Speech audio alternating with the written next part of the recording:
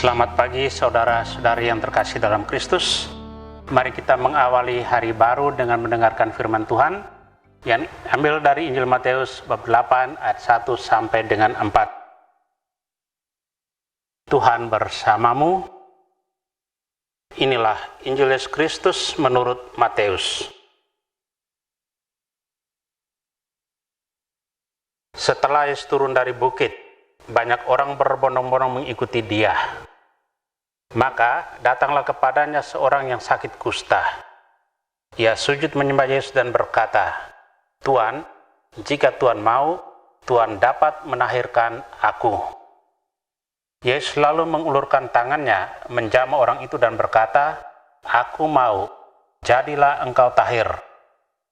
Seketika itu juga tahirlah orang itu dari kustanya. Lalu Yesus berkata kepadanya, "Ingatlah, jangan engkau memberitahukan hal ini kepada siapapun, tetapi pergilah, perlihatkanlah dirimu kepada imam, dan persembahkanlah persembahan yang diperintahkan Musa sebagai bukti bagi mereka."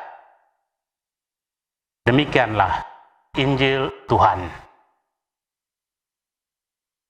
Tuan, jika Tuan mau, Tuan dapat mentahirkan daku. Saudara, Matius menulis pengajaran Yesus di bukit dalam bab 5 sampai dengan 7.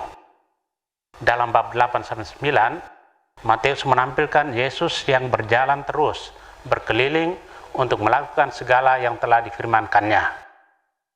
Kalimat awal dari bacaan hari ini menggarisbawahi ini, sebuah peralihan tempat. Yesus turun dari bukit, banyak orang mengikuti dia. Yesus turun dari bukit untuk menyatakan kasih Allah secara konkret kepada manusia. Dan orang pertama yang bertemu dengan Yesus adalah seorang kusta. Orang kusta datang kepada Yesus lalu sujud menyembah dia dan berkata, "Tuan, jika Tuan mau, Tuan dapat mentahirkan aku."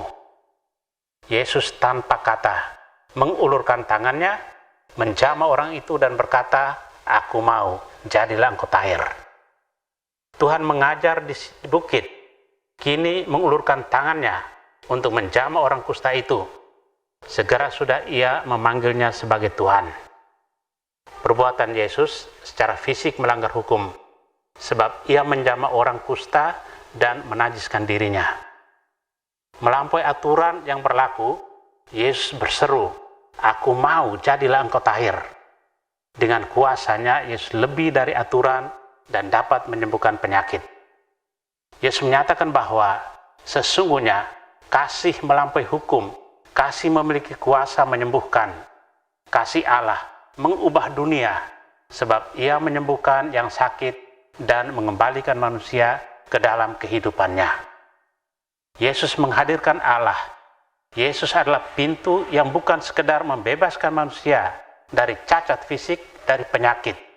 Lebih dari itu, ia menghantar orang kusta itu ke dalam persatuan dengan Allah. Inilah kesembuhan yang sejati.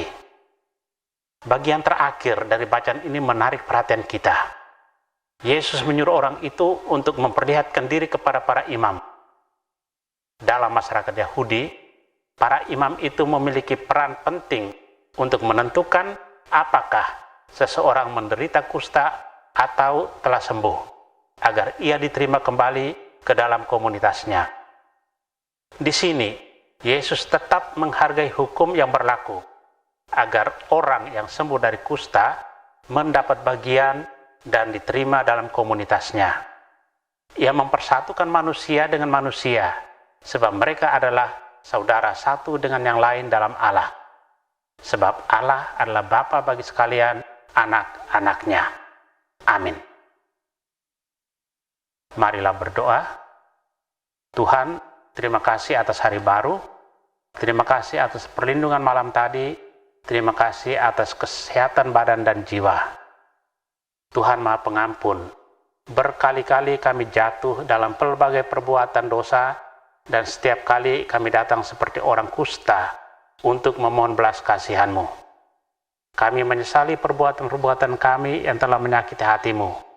Kami telah mengingkari kesetiaan kasih-Mu yang tiada batas.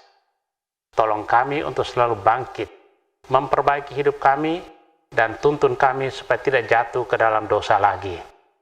Kami percaya Engkau berkenan mengampuni dosa kami. Ampunlah kami orang-orang yang penuh dosa ini. Jadikanlah kami alat kasih-Mu, dan pantaskanlah kami menjadi hamba-Mu yang setia. Amin. Tuhan bersamamu.